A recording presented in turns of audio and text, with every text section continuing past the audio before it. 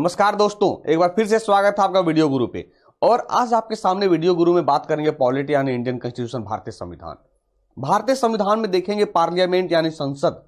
और यकीन मानिए, संसद एक ऐसा टॉपिक है जिससे कई गुना इसलिए क्योंकि सर इसमें हम बात करें लोकसभा, राज्यसभा और प्रेसिडेंट, यानी प्रेसिडेंट, राज्यसभा, लोकसभा।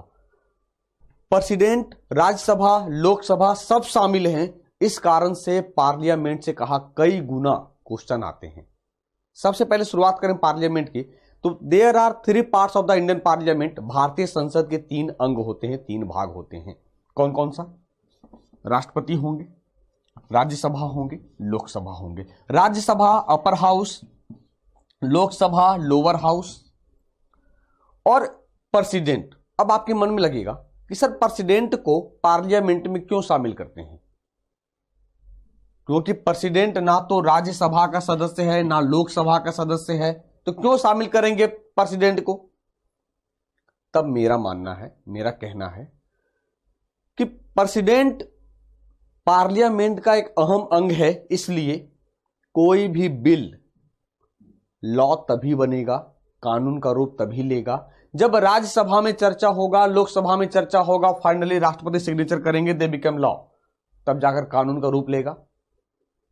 और समझे, जब संसद का नया सत्र लगता है, चाहे बजटरी सेशन हो, मानसून हो, विंटर हो या इलेक्शन के बाद जब नई लोकसभा सजेगी, उस लोकसभा को बुलाने का काम किसका होगा? राष्ट्रपति का होगा। अपॉइंटमेंट की बात करें, नियुक्ति की बात करें, प्रधानमंत्री, उसके मंत्रिमंडल की नियुक्ति कौन करेंगे? राष्ट्रपति करेंगे। तब सर कोई ना कोई एक तो होना चाहिए। इसलिए राष्ट्रपति राज्यसभा लोकसभा का भाग यानी कहें सदस्य ना होते हुए भी संसद के अहम अंग हैं। तो इस हिसाब से भारतीय संसद के 3 अंग हैं, राष्ट्रपति, राज्यसभा और लोकसभा। अब कहा parliament is the supreme legislative body of a country. संसद देश का एक सर्वोच्च विधायी निकाय है। विधायी यानी जहां विधि बनेगा। विधि दैट मीन्स कहें कि देश के लिए जो विधि का निर्माण जहां होता है उसे हम संसद कहते हैं। जहां संसद सदस्य शामिल होते हैं लोकसभा और राज्यसभा। अभी कुछ देर पहले कहा पार्लियामेंट कंप्राइजेज ऑफ, संसद में शामिल हैं, यानी संसद में 3 अंग हैं या संसद के 3 भाग हैं। डायरेक्ट क्वेश्चन आता है कि संसद के कितने अंग होते हैं, संसद के कितने भाग होते हैं? तो there are 3 parts of the Indian parliament. भारतीय संसद के 3 अंग हैं। यानी भारतीय संसद का प्रावधान किया गया है हमारे संविधान में अनुच्छेद 79 से, आर्टिकल नंबर 79। आर्टिकल 79 के अनुसार क्या कहा कि भारत के संविधान में एक संसद होंगे और उस संसद के 3 अंग होंगे, राष्ट्रपति, लोकसभा और राज्यसभा। अभी कुछ देर पहले कहा कि लोकसभा को हम लोअर हाउस कह सकते हैं, राज्यसभा को अपर हाउस कह सकते हैं, लेकिन लोकसभा को हाउस ऑफ द पीपल, लोगों का सदन कहते हैं। अब कई लोगों को लगेगा सर लोगों का सदन कहां है, हम लोग कहां पहुंचते हैं? लोगों का सदन कहने का मतलब है, तात्पर्य है, अर्थ है कि लोकसभा के सदस्य भारतीय जनता यानी कहें जिसकी उम्र 18 वर्ष हो गई है उसके द्वारा प्रत्यक्ष रूप से चुने जाते हैं, यानी लोगों का प्रतिनिधित्व करते हैं, रिप्रेजेंटेटिव होते हैं, इसलिए हाउस ऑफ द पीपल कहेंगे। राज्यसभा काउंसिल ऑफ स्टेट्स, राज्य परिषद। अब समझना, राज्य परिषद यानी कहा, राज्य परिषद यानी विधानसभा सदस्य के द्वारा राज्यसभा के सदस्य को चुना जाएगा, इसलिए राज्य परिषद इसका नाम पड़ गया, जो अपर हाउस है। अब क्यों अपर हाउस है, क्यों लोअर हाउस है, इसकी चर्चा थोड़ी सी देख लें। अपर हाउस इसलिए कैन नॉट बी डिजॉल्व, कभी भंग नहीं होता है। लोकसभा 5 साल के पहले या 5 साल के बाद भंग हो जाता है। अब आज हम चर्चा करें राष्ट्रपति की, क्योंकि कहा पार्लियामेंट की बात करेंगे सर और राष्ट्रपति ना पढ़ें, यह बेमानी है। क्योंकि राष्ट्रपति एक ऐसा टॉपिक है जो कई क्वेश्चन आपके बनेंगे। चलिए समझते हैं पहले। The president is the head of the union executive. राष्ट्रपति संघ के कार्यकारी प्रमुख होते हैं, आर्टिकल नंबर 52। एक चीज समझना, भारत में राष्ट्रपति होंगे लिया गया यूएसए के संविधान से। डायरेक्ट हिट क्वेश्चन आता है, डायरेक्ट हिट क्वेश्चन रहेगा कि भारतीय राष्ट्रपति का प्रावधान प्रोविजन किस देश के संविधान से लिया गया? यूएसए से लिया गया। राष्ट्रीय संघ के कार्यकारी प्रमुख होंगे, यानी राष्ट्रपति देश के प्रमुख होते हैं, देश के प्रमुख होंगे, यानी कोई भी समझौता ट्रीटी होगा वो भारत के, अगर मान लीजिए भारत का समझौता हो रहा है अमेरिका से, चाहे वो रक्षा सौदा हो, तब किसके नाम से होगा? भाई कोई ना कोई तो मालिकाना हक होगा, तब भारत के तरफ से राष्ट्रपति का नाम जाता है। यानी देश के प्रमुख राष्ट्रपति होंगे, सरकार के प्रमुख प्रधानमंत्री होते हैं। इसलिए कभी कभी क्वेश्चन आता है कि भारत के राष्ट्रपति की तुलना किससे की जाती है? तो भारत के राष्ट्रपति की तुलना ब्रिटेन की महारानी मोनार्की से की जाती है, और भारत के प्रधानमंत्री की तुलना यूएसए के राष्ट्रपति से की जाती है। तो यहां कितने क्वेश्चन निकल कर आए? भारत में राष्ट्रपति होंगे, आर्टिकल नंबर 52, जो कार्यकारी प्रमुख होंगे। अगर वास्तविक कहें, रियल एग्जीक्यूटिव रहेगा, तब हो जाएगा वास्तविक कार्यकारी प्रमुख होंगे प्रधानमंत्री, क्योंकि सारा काम करेंगे प्रधानमंत्री ही। अब आ जाए, अब कहोगे सर 52 के बाद सीधा 58 क्यों? अब राष्ट्रपति होंगे तो राष्ट्रपति चुनाव के लिए कोई योग्यता होगा ना सर। राष्ट्रपति चुनाव के लिए कुछ ना कुछ योग्यता होगा। मान लीजिए राष्ट्रपति होंगे, तो राष्ट्रपति होंगे तो उसका क्वालिफिकेशन क्या होगा, योग्यता क्या होगा? कौन कौन राष्ट्रपति बनेंगे? क्या आप बन सकते हैं? मैं बन सकता हूं? तो वो पहले योग्यता देख लेते हैं, इसके बाद देखेंगे राष्ट्रपति में क्या आएगा। सबसे पहले होना होगा sir, must be a citizen of India, Bharat का नागरिक होना चाहिए, भारत का नागरिक होना चाहिए। He completed at the age of 35 years, 35 वर्ष की आयु पूरी कर चुका हो। अब ऐसे समझना, 35 वर्ष की आयु पूर्ण कर चुका हो, यानी कम से कम सर आपको 35 वर्ष तो रखना होगा आपकी आयु। इसके बाद भारत में मैक्सिमम आयु नहीं है। अब 90 ईयर्स भी है, डजंट मैटर, लेकिन कम से कम 35 वर्ष होनी चाहिए। पहला क्या था? भारत का नागरिक होगा। दूसरा क्या है? 35 वर्ष की आयु पूरा हो चुका हो। और अगर बात करें नेक्स्ट वन की, तो must be qualified for election as a member of the Lok Sabha. Lok Sabha के सदस्य के रूप में चुनाव के लिए योग्यता होनी आवश्यक है। अब सोचोगे सर लोकसभा सदस्य मतलब क्या हो गया? भारत का नागरिक, वो तो मैंने बताया ही। लोकसभा सदस्य बनने के लिए 25 वर्ष आयु होनी चाहिए। तो सर ये 35 वर्ष जब आयु मिनिमम है, तो ये तो खत्म हो गया क्लाउज। तीसरा क्लाउज क्या है? कि वो पागल या दिवालिया नहीं होना चाहिए। दिवालिया नहीं, बैंकरप्ट। और पागल नहीं होना चाहिए, मेंटल साउंड नहीं होना चाहिए। ठीक है, तो ये है लोकसभा के सदस्य के रूप में चुनाव के लिए योग्यता।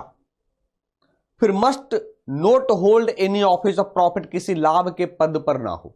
अब लाभ का पद बड़ा मुश्किल है, बड़ा मतलब समझ में आता है सर क्या है क्या नहीं है। लाभ का पद यानी सरकार के खजाने से आपको सैलरी ना दिया जाए किसी भी पोस्ट के लिए। ठीक है, तो वही है लाभ का पद। अब सपोज मान लो कि आपने एसएससी क्वालिफाई किया, रेलवे क्वालिफाई किया, पीसीएस क्वालिफाई किया, नौकरी ले लिया। अब आप राष्ट्रपति के चुनाव के रूप में खड़े हो गए। तो सर राष्ट्रपति चुनाव में खड़े हो गए और समझ लीजिए कि आप किसी डिपार्टमेंट के चेयरमैन थे, सपोज मान लें। तो सर आप लाभ के पद पे थे ना, सैलरी मिल रही थी ना आपकी। अगर सैलरी वाला पोस्ट नहीं है और अगर चेयरमैन हो तो डजंट मैटर, कोई मतलब नहीं है।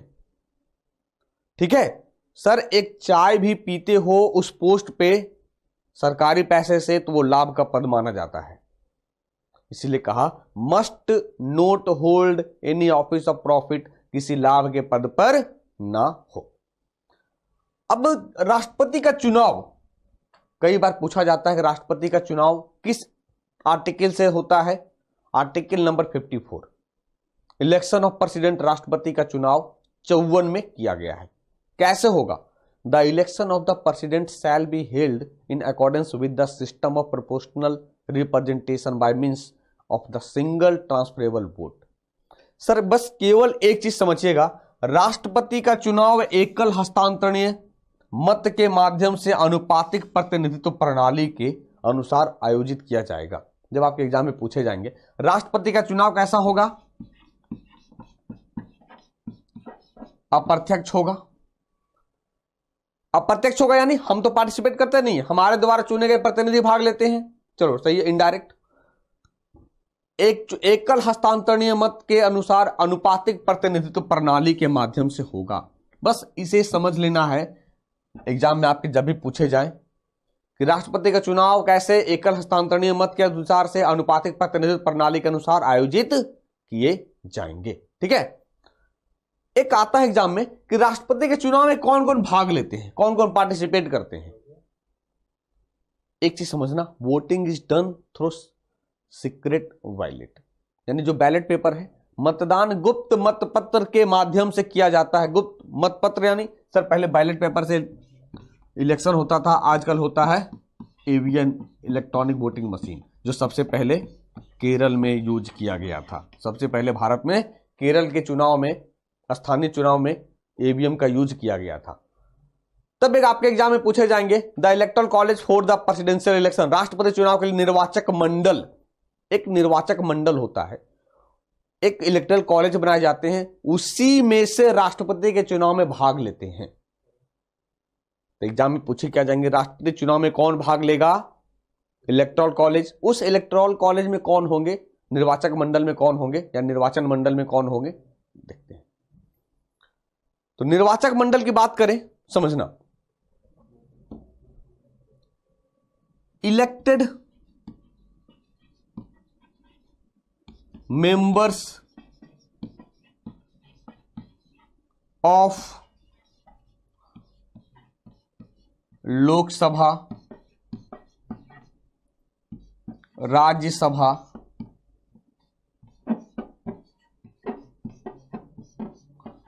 और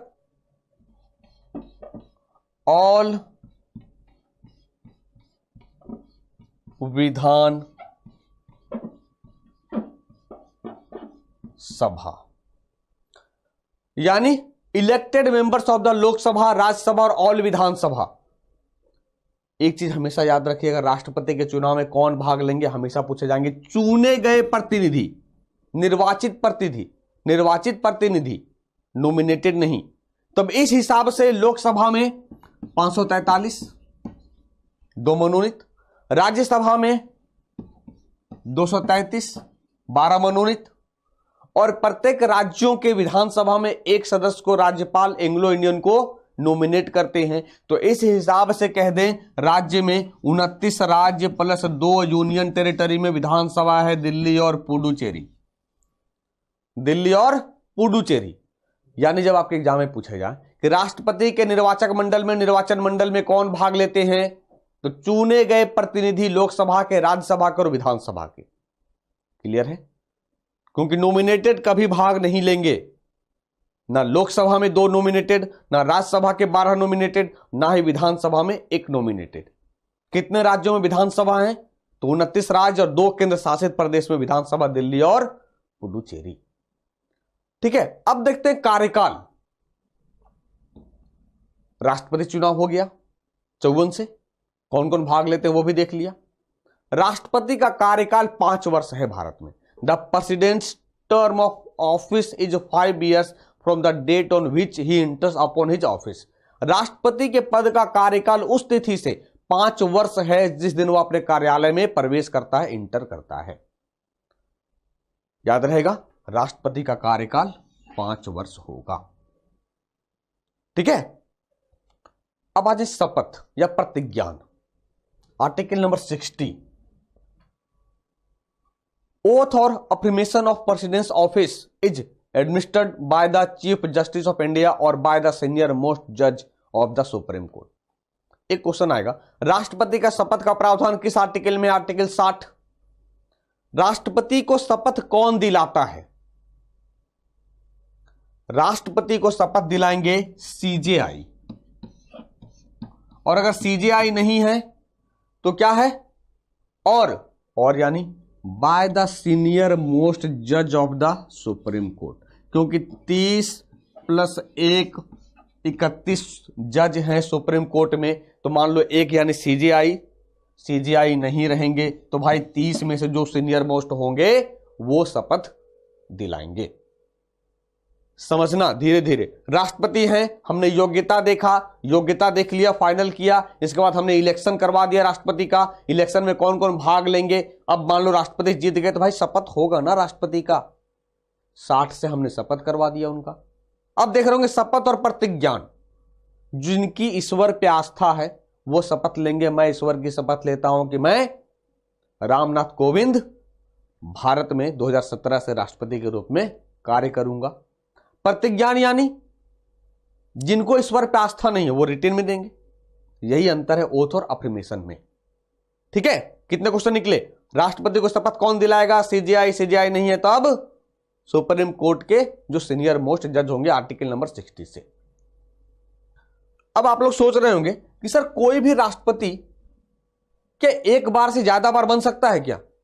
जैसे हम यूएसए का एग्जांपल लेंगे, यूएसए के राष्ट्रपति का कार्यकाल 4 वर्ष, और यूएसए में राष्ट्रपति एक व्यक्ति 2 बार ही राष्ट्रपति बन सकता है, मात्र 2 बार ही राष्ट्रपति बन सकता है यूएसए में। लेकिन भारत में सर ऐसा नहीं है। A person who held office as president shall subject to the other provisions of the constitution be eligible for re election to that office.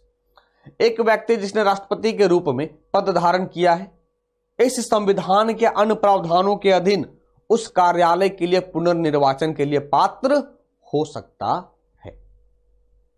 ठीक है, तो ये री इलेक्शन की बारी कब आएगी, री इलेक्शन कब होगा। री इलेक्शन की बात करें तो 3 सिचुएशन में री इलेक्शन हो सकता है। कब कब, एक देखिए, president can submit a resignation in writing addressed to the vice president of India। राष्ट्रपति भारत के उपराष्ट्रपति को संबोधित लिखित में इस्तीफा सौंप सकते हैं। बहुत कंफ्यूजन होता है, ये प्रेसिडेंट है, ये सीजेआई है और ये वाइस प्रेसिडेंट है। समझना मैं क्या कह रहा हूं।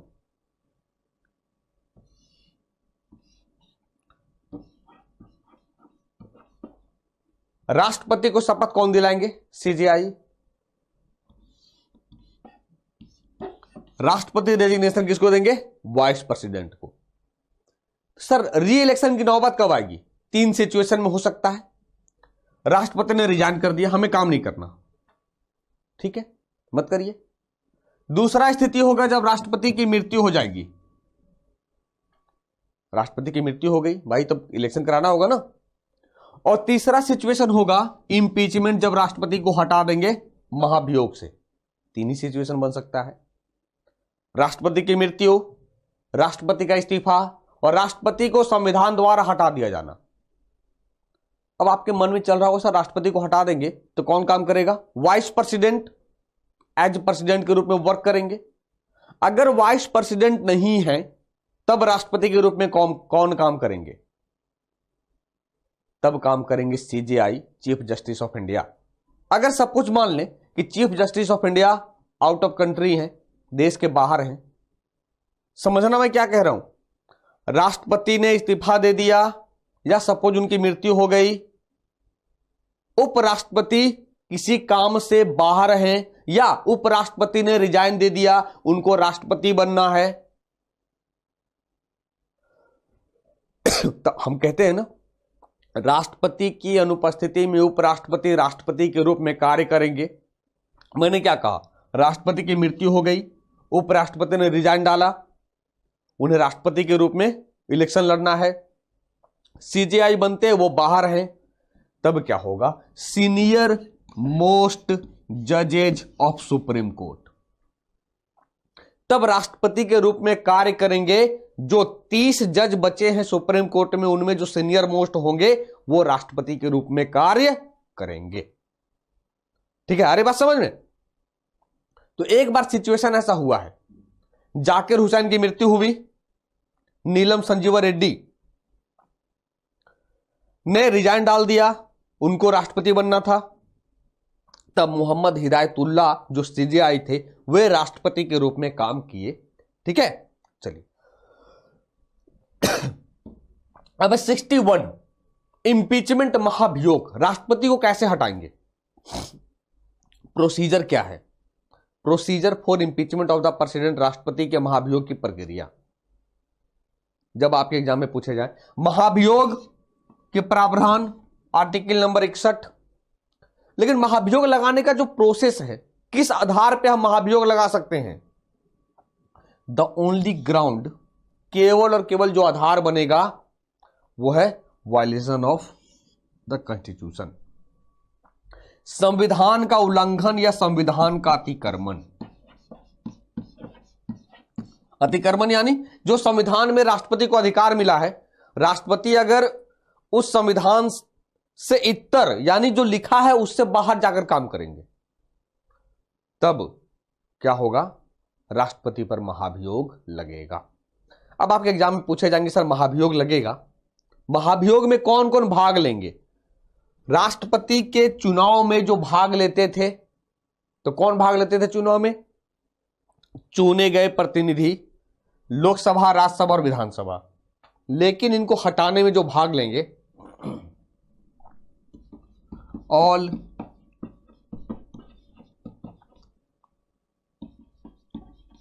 पार्लियामेंट्स, ऑल पार्लियामेंट मेंबर्स, यानी कहें संसद के कुल सदस्य, कुल सदस्य यानी मैं पूरा तोड़ दे रहा हूं, समझना।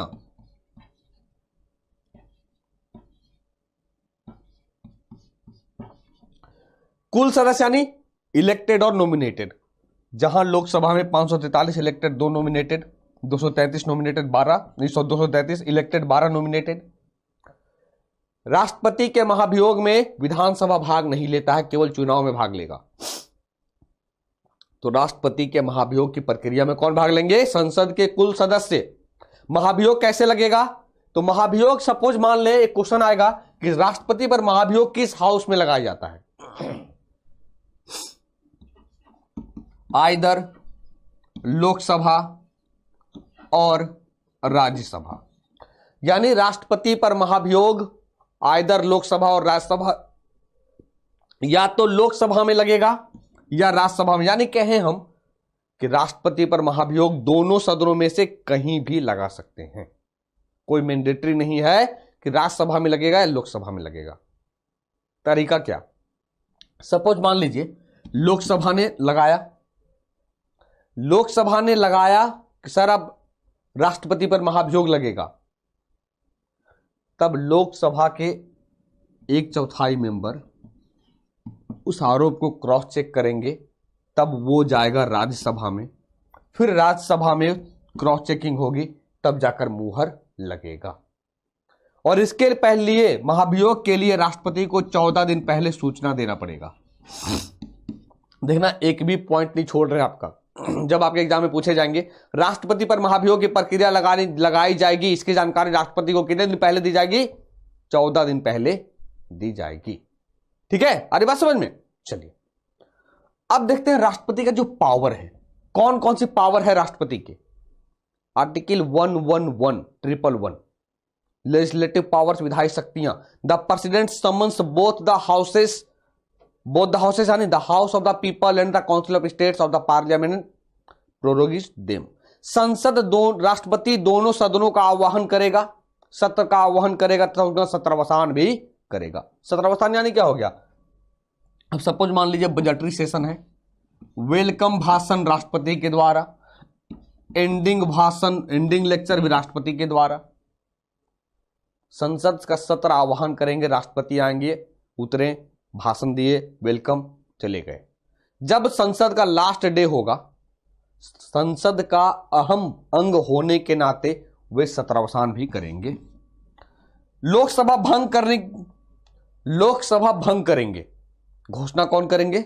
अभी देखो 2019 की इलेक्शन आनी है, सोच सुनना, राष्ट्रपति उस दिन कह देंगे कि ये जो 16वीं लोकसभा है उसका आज लास्ट दिन था, लास्ट दिन था। तो लोकसभा भंग करने कौन? राष्ट्रपति को शक्ति है विधायी शक्ति के अंतर्गत। और अभी कुछ देर पहले कहा विधायी शक्ति के अंतर्गत ही राष्ट्रपति आम चुनाव के बाद, यानी 5 वर्ष के बाद चुनाव होगा। The president inaugurate parliament by addressing it after the general elections and also at the beginning of the first session every year. राष्ट्रपति आम चुनाव के बाद और प्रत्येक वर्ष पहले सत्र की शुरुआत में इसे संबोधित करके संसद का उद्घाटन करते हैं। ठीक है, ये सब के सब विधायी शक्तियां हैं। फिर संसद द्वारा पारित जो कानून है, सभी विधेयक राष्ट्रपति की सहमति प्राप्त करने के बाद ही कानून बन सकते हैं। याद करिए, क्लास के पहले ही कहा था राज्यसभा में चर्चा होगा, लोकसभा में चर्चा होगा, दोनों चर्चा करेंगे। अगर सहमति बन गई बिल पर तब राष्ट्रपति के पास जाएगा, फाइनली ये सिग्नेचर मारेंगे, बिल पास हो गया। ठीक है, आ रही बात समझ में?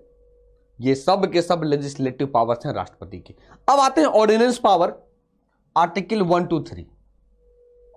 अध्यादेश शक्तियां क्या है? अब सोचिए अध्यादेश क्या है? बिल्कुल ये कानून की तरह काम करेगा जब हमारा संसद सेशन में नहीं है। अध्यादेश से क्वेश्चन कैसे बनेंगे ये समझते हैं। राष्ट्रपति अध्यादेश जारी करेंगे किस आर्टिकल से? 1 to 3। और क्या क्वेश्चन बनेगा? अध्यादेश कब जारी किया जाएगा? जब भारत की संसद में दोनों सदनों में से कोई भी एक सत्र में नहीं है। पहला पॉइंट, अध्यादेश तब जारी होगा जब संसद सत्र में नहीं है। अब मान लो मंत्री परिषद और प्रधानमंत्री ने बिल ड्राफ्टिंग किया और राष्ट्रपति के पास भेज दिया, सर संसद सत्र में नहीं है, ये ऑर्डिनेंस पास कर दीजिए। राष्ट्रपति ऑर्डिनेंस पास कर दिए। उस ऑर्डिनेंस की जो पार्टिकुलर वैल्यू होगा, वैल्यू यानी कितने दिन की वैल्यू होगी, अगर संसद सत्र में नहीं है 6 मंथ, जैसे ही संसद सत्र में आई आपको साहब 6 सप्ताह में क्या करना होगा? लोकसभा राज्यसभा में चर्चा कराकर बिल को पास करना होगा, वरना अध्यादेश गिर जाएगा। गिर जाएगा यानी खत्म हो जाएगी उसकी वैलिडिटी। जब आपके एग्जाम में पूछा जाए अध्यादेश की वैलिडिटी कितनी है? 6 सप्ताह। क्यों? संसद सत्र में आएगा तभी तो इसकी बात करेंगे हम। 6 महीना क्यों रहता है? आपको पता है कि 2 संसद सेशन, जो कहें संसद सत्र या पार्लियामेंट्री सेशन के बीच जो अधिकतम गैपिंग होता है, अंतराल होता है, वो 6 महीने का होता है। 6 महीने में आपको एक बार सेशन बुलाना ही होगा, इसलिए मैक्सिमम टाइम पीरियड 6 महीने। लेकिन जब आपके एग्जाम में पूछा जाए कि अध्यादेश की जो वैल्यू है कितने अवधि तक ये मान्य रहेगा, 6 सप्ताह में संसद सत्र में आने के बाद। क्लियर है यहां तक? जितने सारे अध्यादेश से क्वेश्चन निकल कर आएंगे। सबसे ज्यादा अध्यादेश जारी किया गया था इंदिरा गांधी सरकार के द्वारा, 50 अध्यादेश लाई थी इंदिरा गांधी ने। ठीक है, आगे देखिए आर्टिकल 72, जुडिशियल पावर्स, राष्ट्रपति का न्यायिक शक्तियां। The president of India grants pardons, reprieves of remissions of punishment to any person. यानी क्या कहा? भारत के राष्ट्रपति न्यायालय द्वारा दोषी ठहराए गए किसी भी व्यक्ति को क्षमा, परिहार, पर विलंबन का अनुदान दे सकते हैं। एक चीज एकदम एक सीधा शब्दों में समझें, फांसी की सजा को माफ करने का अधिकार केवल और केवल राष्ट्रपति को है, अनुच्छेद 72 से। आप कहोगे सर 2 टर्म हमें नहीं समझ में आ रहा, परिहार और परविलंबन। परिहार क्या है? कहें हम कि बिना दंड की प्रकृति में बदलाव किए हुए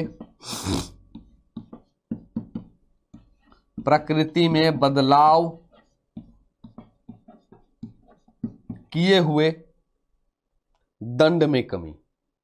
दंड की प्रकृति में बदलाव किए हुए दंड में कमी। अब सर ये चीज नहीं समझ में आया। किसी को सश्रम कारावास दिया जाता है, आपको क्या करना होगा? शारीरिक मेहनत करना होगा।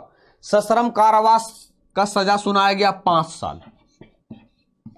तो सर सश्रम कारावास क्या कहा? दंड की प्रकृति में बदलाव किए बिना दंड में कमी। तो प्रकृति में बदलाव नहीं होगा, आपको सश्रम कारावास है वो है ही केवल और केवल जो इसका टाइम पीरियड है ये थोड़ा सा घटा दिया जाए, जो हो गया परिहार। और पर विलंबन यानी किसी दंड पर अस्थायी रोक। पर विलंबन किसी दंड पर अस्थायी समय के लिए रोक लगा दी गई, ये बेसिकली फांसी की सजा पर होता है। ये बेसिकली फांसी की सजा पर होता है, ताकि, ठीक है, परिहार क्लियर हो गया, पर विलंबन क्लियर हो गया, और क्षमा यानी पूरी तरीके से क्षमा कर दो, माफ कर दो। ये सब के सब आर्टिकल 72 से है। मैं आपको एक ट्रिक बता दूं, मजा लगेगा पढ़ने में, समझने में। क्या मजा लगेगा समझना। 52, 54, 61, 72। अब ये क्या है? अब सर सोचोगे सर क्या लिख दिए हो। एकदम सर एकदम आसानी से याद हो जाएगा।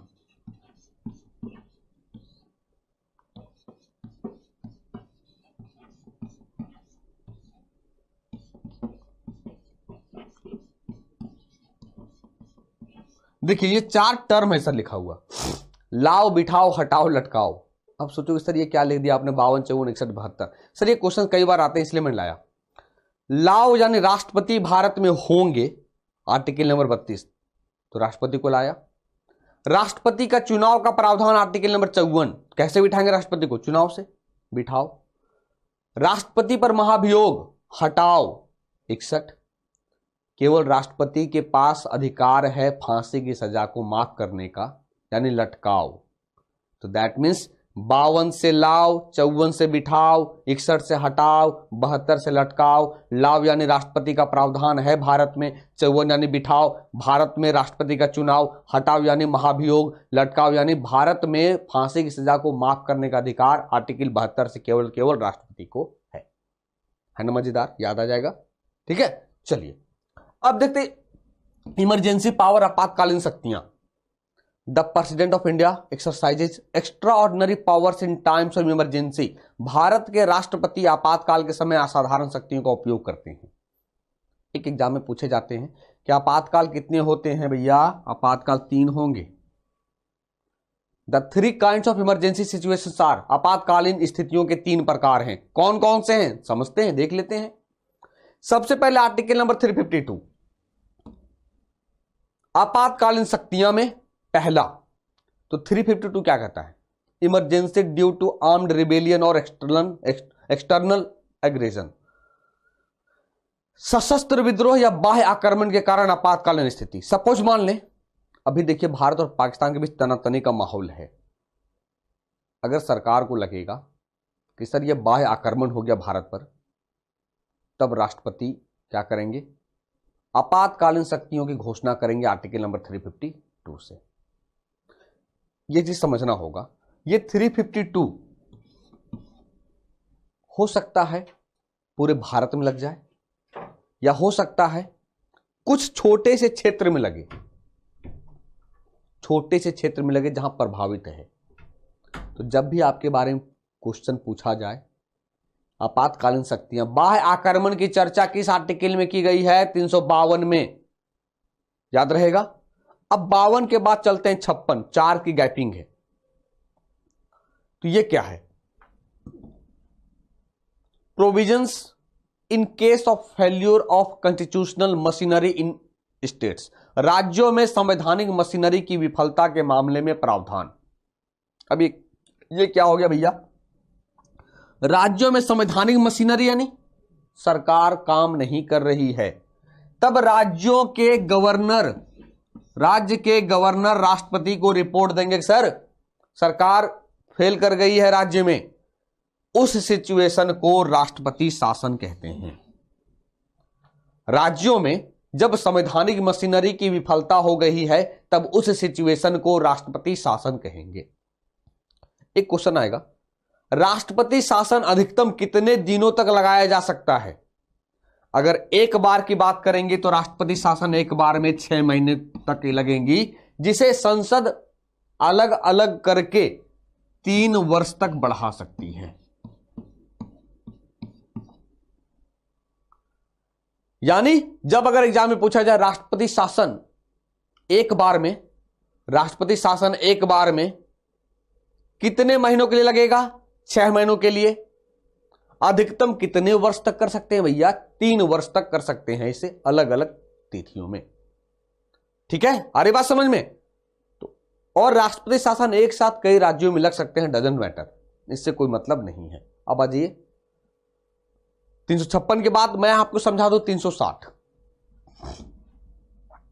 360 जिसको हम लोग बोलते हैं फाइनेंशियल इमरजेंसी, वित्तीय आपात, वित्तीय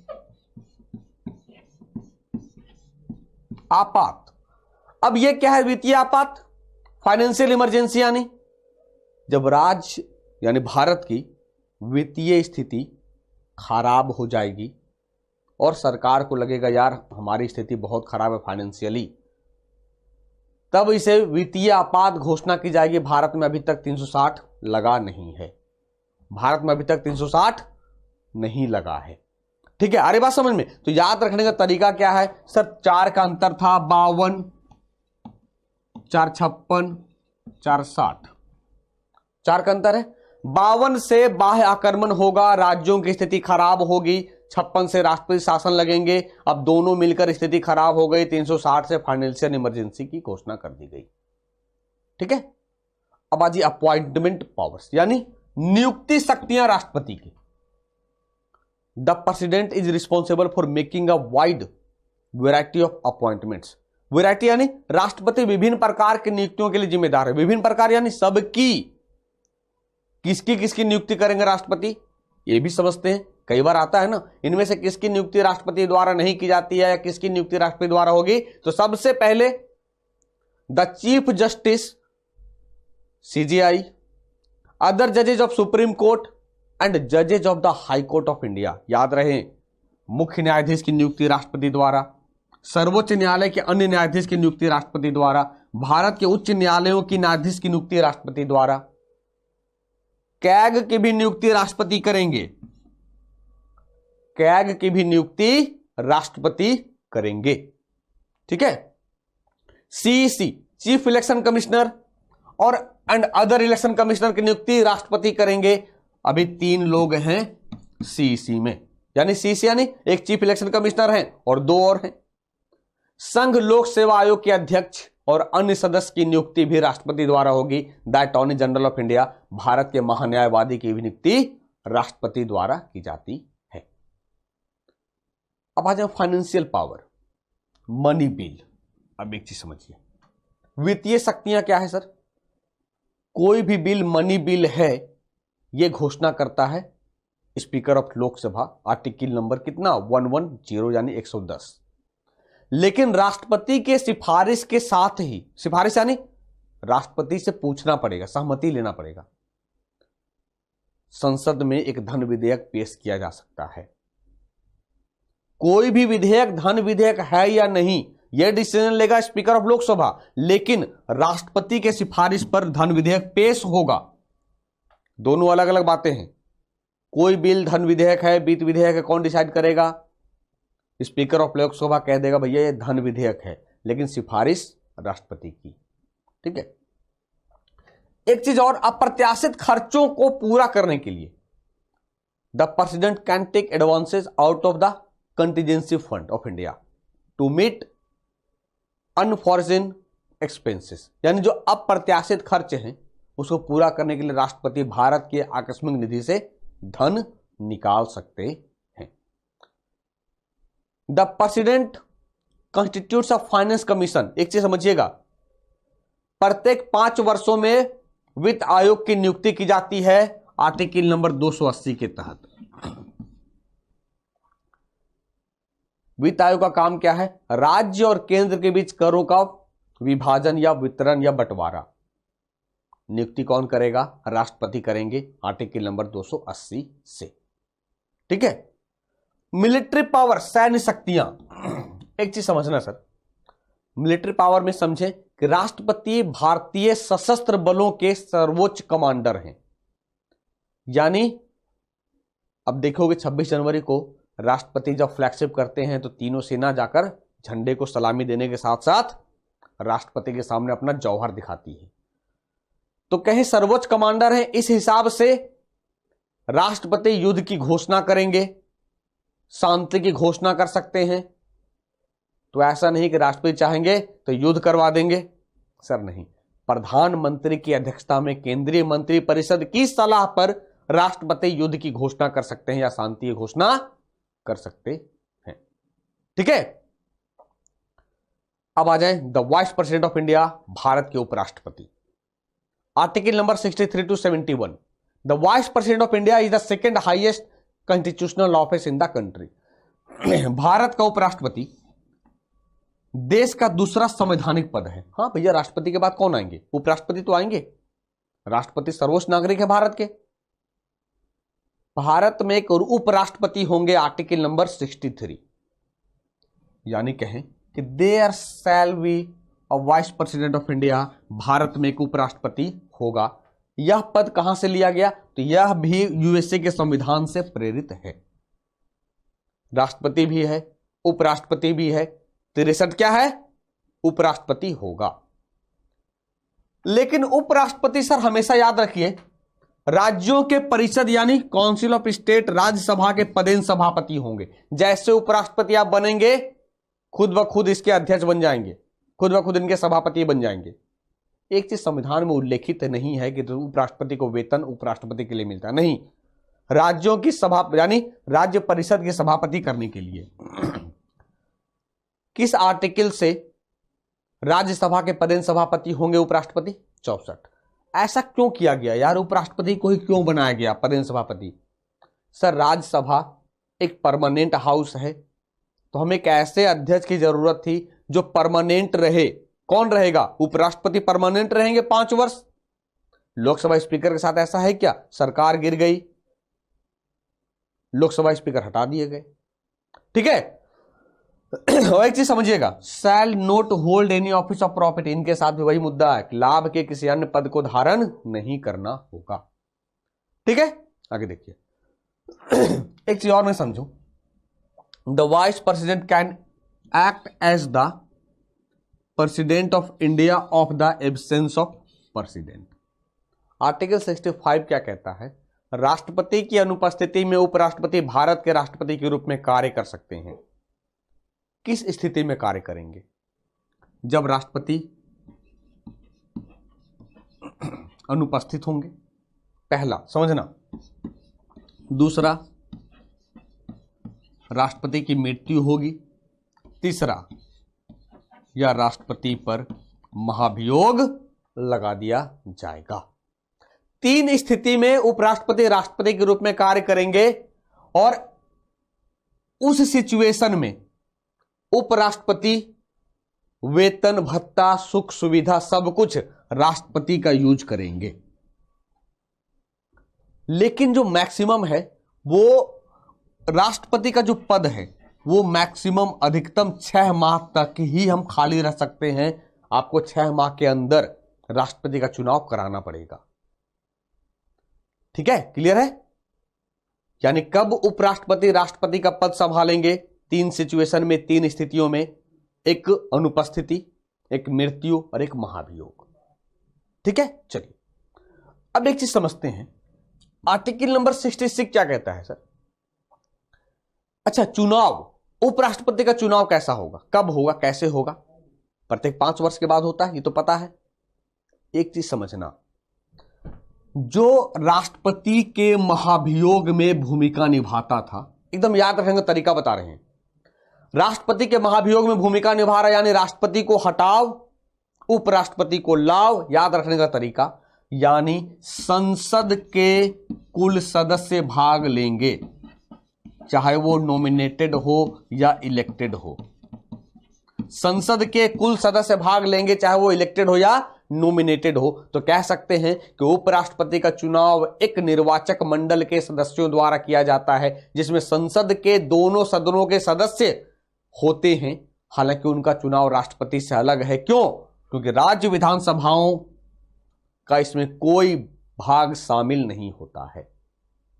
कोई भाग यानी इलेक्टेड और नॉमिनेटेड, दोनों में से कोई शामिल नहीं होगा, इसलिए वहां लिखा है कि राज्य विधानसभाओं का कोई भाग शामिल नहीं होता है। ठीक है, अरे बात समझ में। चलिए अब देखते हैं उपराष्ट्रपति पद के पद का कार्यकाल क्या होगा। अब टेन्योर की बात करेंगे तो उपराष्ट्रपति का कार्यकाल कितना होगा। The vice president shall hold office for a term of 5 year. Sir वैसे ही जैसे राष्ट्रपति का कार्यकाल आपने देखा 5 वर्ष है, वैसे ही उपराष्ट्रपति का भी कार्यकाल क्या होगा, 5 वर्ष होगा। जिस दिन वह अपने कार्यालय में प्रवेश करेंगे उस दिन से उल्टी गिनती शुरू हो जाती है उनकी। याद रहेगा उपराष्ट्रपति का कार्यकाल कितना, 5 वर्ष, आर्टिकल 67। अब रेजिग्नेशन की बात करेंगे और एक चीज समझिएगा, शपथ कौन दिलाएगा। सर इनको प्रेसिडेंट शपथ दिलाएंगे और इस्तीफा किसको देंगे, उन्हीं को देंगे। The vice president may by writing address to the president resign his office. उपराष्ट्रपति राष्ट्रपति को संबोधित पत्र लिखकर अपना पद त्याग कर सकते हैं कि साहब हमको अब उपराष्ट्रपति के रूप में काम नहीं करना है। सपोज अगर वेंकैया नायडू साहब रेजिग्नेशन देंगे तो किनको देंगे, रामनाथ कोविंद साहब को देंगे। अरे बात समझ में। और राष्ट्रपति किनको देंगे, रामनाथ कोविंद साहब किनको देंगे, वेंकैया नायडू साहब को देंगे। पहले बता चुके आपको, है ना। देखिए अभी कुछ देर पहले कहा उपराष्ट्रपति का शपथ कौन कराएगा, तो यानी आर्टिकल नंबर 69 उपराष्ट्रपति को शपथ राष्ट्रपति कराएंगे। उपराष्ट्रपति का शपथ कौन, राष्ट्रपति के द्वारा होता है। ठीक है, अब देखिए उपराष्ट्रपति के बारे में महत्वपूर्ण तथ्य है क्या, क्या महत्वपूर्ण तथ्य है भैया देख लो। अब तक भारत में 2 ऐसे राष्ट्रपति हुए हैं जिन्होंने लगातार 2 बार उपराष्ट्रपति के रूप में पद संभाला है। राष्ट्रपति 2 राजेंद्र प्रसाद ही हैं। S Radhakrishnan was the first vice president of India and he held the post twice from 1952 to 1957 and 1957 to 1962। S Radhakrishnan Bharat के पहले उपराष्ट्रपति थे और उन्होंने 2 बार 1952 से 57 और फिर 57 से 62 से पद धारण किए हैं। दूसरे हो गए मोहम्मद हामिद अंसारी साहब जिन्होंने 2007 से 2012 और 2012 से 2017 को रिपीट किया है, दोहराया है। 2017 से कौन, आपके हामिद अंसारी साहब की जगह पे आ गए वेंकैया नायडू साहब। एकमात्र ऐसे उपराष्ट्रपति कृष्णकांत साहब हैं जिनकी मृत्यु पद पर रहते हुई थी, जिनकी मृत्यु पद पर रहते हुई हैं। एक क्वेश्चन बनता है इनमें से कौन से उपराष्ट्रपति हैं जो राष्ट्रपति के रूप में पद संभाले हैं। The vice president who became the president, उपराष्ट्रपति जो राष्ट्रपति बने, doctor S Radhakrishnan, Zakir Hussain, VV Giri, R Venkataraman, Shankar Dayal Sharma और के.आर.